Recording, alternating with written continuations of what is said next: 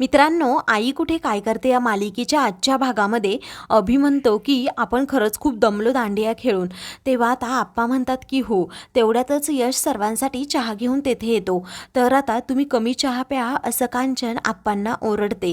तेव्हा आप्पा म्हणतात की ओरडू नकोस ग, मी पण खूप दमलोय आणि मला याची गरजच होती. तेव्हा सगळेजण आता चहा पिऊ लागतात. तर यशची नजर फक्त आरोहीला शोधत असते. तो सर्वांना तसं विचारतो देखील, पण अनिश म्हणतो की आता इथे ईशा नाहीये म्हटल्यावरती ईशा बरोबरच असेल. तर इकडे अरुंधती ही अनघाला म्हणते की छकुली खरंच आज खूप खेळली आणि तिला खूप मज्जा वाटली, कारण की सगळेजण एकत्र असताना किती छान वाटतं. अनघा म्हणते हो ना ताई, बघ ना किती पटकन ती झोपली सुद्धा. त्यावरती मला तिच्याबरोबर अजिबात वेळ घालवता येत नाही असं आता अरुंधती अनघाला म्हणते. जेव्हा तुझं व अभिचं लग्न झालं होतं तेव्हा मी ठरवलं होतं की माझ्या नातवंडांबरोबरच मी वेळ घालवणार, आणि आता नातवंड आहे तर त्याच्याबरोबर वेळ घालवता येत नाही. खरंच मी आजी कशी आहे ना मला कळतच नाही. ती काय म्हणेल, मला ओळखेल की नाही अनघा. अनघा म्हणते अगं तू अशी काय बोलतेस ताई, असं कधीही होऊ शकत नाही, कारण की दोघीही तुझ्याबद्दलच सर्वात जास्त गप्पा मारत असतो. पुढे आता अरुंधती म्हणते मी पण तुला एक सल्ला देते की अगं तुला जेवढा वेळ छकुली बरोबर राहता येईल ना तेवढा वेळ तू राहा, कारण आपल्या मुलांना आपण वेळ तर दिलाच पाहिजे, आणि जर तो वेळ नाही दिला मग खूप मोठे प्रॉब्लेम पुढे फेस करावे लागतात. म्हणून जोपर्यंत ते शाळेत जात नाही तोपर्यंत आपण त्यांच्याबरोबर सतत राहिलं पाहिजे. आता अरुंधतीचं हे बोलणं ऐकताच अनघा जरा गडबडतेच. ती म्हणते ताई मला तुझ्याबरोबर एक गोष्ट बोलायची होती. तेव्हा आता अरुंधतीला ती म्हणते की मला आता तुझं बोलणं ऐकून असं वाटतंय की मी चुकीचा विचार करतीये. आता अरुंधती विचारते नक्की तुला काय म्हणायचंय.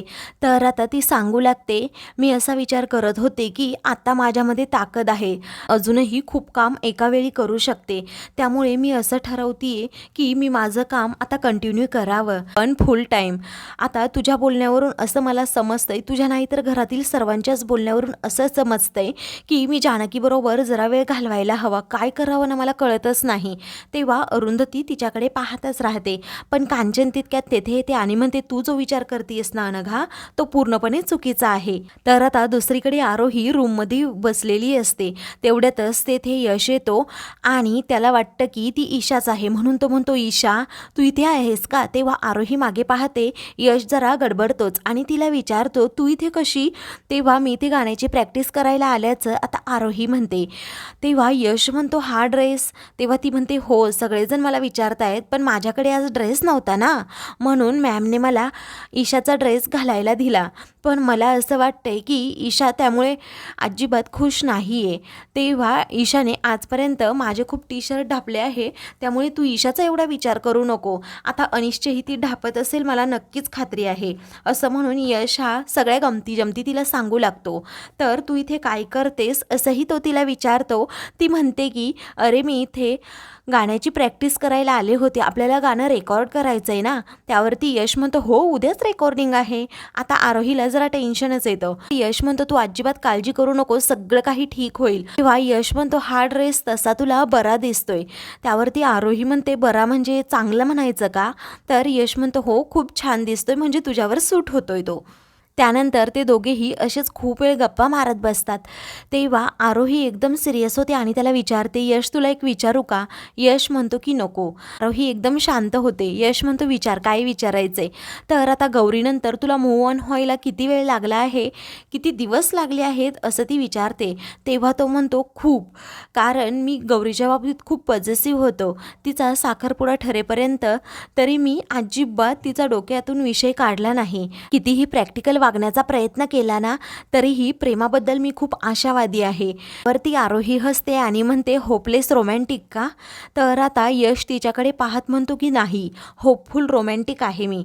तर दुसरीकडे आता कांचन अनघाला म्हणते तुला नोकरी करायची काहीही गरज नाही आहे, आपलं बरं चाललंय, त्याचबरोबर अभिचं कामसुद्धा खूप छान चाललंय, तो चांगले पैसे कमवतो, त्यामुळे तू एवढंही टेन्शन घेऊ नको कामाचं.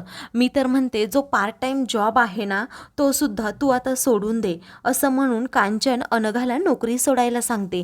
तेव्हा अनघाला आता त्या गोष्टीचं खूप टेन्शन येतं. तर ती अरुंधती म्हणते अनघाला जर काम करायचं असेल नाही तर करू देत, कारण ही वर्ष तिच्या उमेदीची आहेत. काही दिवसांनी पुढे जाऊन तिला कामसुद्धा होणार नाही.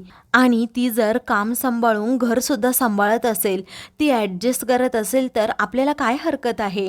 आपण ती चांगलं काम करते ना, तिला प्रोत्साहन द्यायला हवं. त्यावरती कांचन म्हणते, हो, मला एक्झॅक्ट हेच म्हणायचं आहे. तिला काहीही गरज नाही आहे सगळ्या गोष्टी ॲडजस्ट करायची.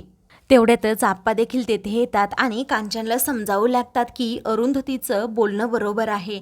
अगं, संजना नाही का निखिलला सोडून मग कामावर जायची, तेव्हा तिच्याकडे दुसरा पर्यायच नव्हता असं आता कांचन म्हणते. आपल्या अनघाकडे पर्याय आहे, कारण की अभि आपला चांगला कमावतो. तेव्हा आप्पा डोक्यालाच हात लावतात. अरुंधती म्हणते, हे पहा, आपण अनघाला सपोर्ट करायला हवा. जर आपण सपोर्ट केला नाही, पण तिचे उमेदीचे दिवस आहेत, तिला करू देत जे काही करायचं आहे. आता अभि चांगलं कमावतोय ते ठीक आहे, परंतु पुढे जाऊन काही झालं तर अनघाच्या नोकरीचा खरंच फायदाच होईल. तेव्हा कांचन म्हणते, ते काही मला माहीत नाही, आणि तू सुद्धा जेव्हा तुझी मुलं लहान होती तेव्हा घरातच गुंतून पडली होती, आणि मग नंतर तू तुझं करिअर केलं.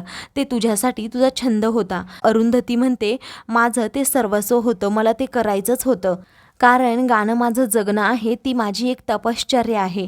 आणि जेव्हा मी गात नव्हते ना, तेव्हा माझं काय नुकसान झालं ते माझंच मला माहीत, असं म्हणून अरुंधती आता खूप भावूक होते. तर आता अनघा देखील पुन्हा एकदा कांचनला समजावू लागते. तेव्हा कांचन म्हणते, ठीक आहे, जर इथून पुढे तू कामावर गेलीस आणि मागे काही वाईट साईड घडलं तर तुला त्या क्षणी तुझा जॉब सोडावा लागेल, असं म्हणून कांचन रागातच तेथून जाते. तेव्हा आता अरुंधती म्हणते, तू जे काही करतेस ना अनघा, ते सगळं काही चांगलंच करशील अशी माझी आशा आहे. तेव्हा आता अनघा म्हणते, मला माझ्या शिक्षणाचा उपयोग करून घ्यायचा आहे, माझ्या कलेचा मला आनंद घ्यायचा आहे. तर इकडे आता यश विचारतो, तू असा प्रश्न मला का विचारलास? तेव्हा ती म्हणते की सोहम, तो माझा पहिला आणि शेवटचा बॉयफ्रेंड. मी ठरवलंच होतं की माझं लग्न फक्त सोहम बरोबर होणार, पण नंतर हे असं काही घडलं आणि त्याचा खरा चेहरा मला समजला. तर इकडे यश आणि आरोही हे दोघेही एकमेकांबद्दलच्या असणाऱ्या मनात भावना एकमेकांबरोबर शेअर करतात. यश गौरीबद्दल सांगत असतो आणि सोहम कसा खोटारडा स्वार्थी आहे हे देखील म्हणतो. तेव्हा तुला वाईट तर वाटणार नाही ना, सोहमला मी स्वार्थी म्हणतोय ते, असं तो आरोहीला विचारतो. आरोही म्हणते, नाही, अरे तुझं बोलणं मला खरंच खूप पॉझिटिव्ह वाटतं, म्हणजे तुझ्याबरोबर बोलताना मला हरवल्यासारखं वाटतं आणि माझ्या मनात अगदी असे चांगले चांगले विचार येतात. तू तुझ्या गौरीबद्दल सांगितलं ना, मग मलाही सोहमला असं विसरायला होतं. असं वाटतं की सोहम आणि मी असं फक्त वरवरचं प्रेम करत होतो, कारण सोहमने मला खूप मोठा धोका दिलाय, असं म्हणून आता आरोही सगळ्या भावना त्याच्यासमोर व्यक्त करते आणि यशचं खरंच खूप कौतुक करते की तुझ्याबरोबर असताना मला खूप छान वाटतं, तुझं गाणंही खूप आवडतं. तेव्हा यश म्हणतो, हो नक्की ना, पण मला कधी विसरू नको गौरीसारखं. तेव्हा आता आरोही त्याच्याकडे पाहत राहते. खूप वेळ दोघेही एकमेकांकडे पाहत राहतात. तेवढ्यातच ईशा तेथे येते. तर आता यश, तू इथे काय करतोस, असं त्या दोघांना एकत्र पाहून ती विचारते, कारण संजना आंटी तुला शोधतीये. त्यावरती यश लगेच तेथून जातो. आता आरोही ईशाबरोबर बोलण्याचा प्रयत्न करते, परंतु ईशा काहीही न बोलता तेथून जाते. आरोहीला वाईट वाटतं. तर मित्रांनो, पुढील भागामध्ये अनिरुद्ध खूप घाबरतो आणि घरी येतो. घरातील सगळेजण विचारतात, काय झालं? तेव्हा तू इन्स्टिट्यूट बंद करून टाक, असं आता अनिरुद्ध रागातच म्हणतो. तेव्हा आता अरुंधती विचारते, काय झालं, हे कुणाकडे गेले होते? तेव्हा राधिकाला भेटायला गेले होते, असं संजना आता अरुंधतीला म्हणते. त्यानंतर अनिरुद्ध हा रूममध्ये येतो. अरुंधती त्याला विचारते, ही तीच राधिका आहे का? अनिरुद्ध म्हणतो की हो. अशाच मालिकेंचे पुढील भाग पाहण्यासाठी चॅनलला सबस्क्राईब करा.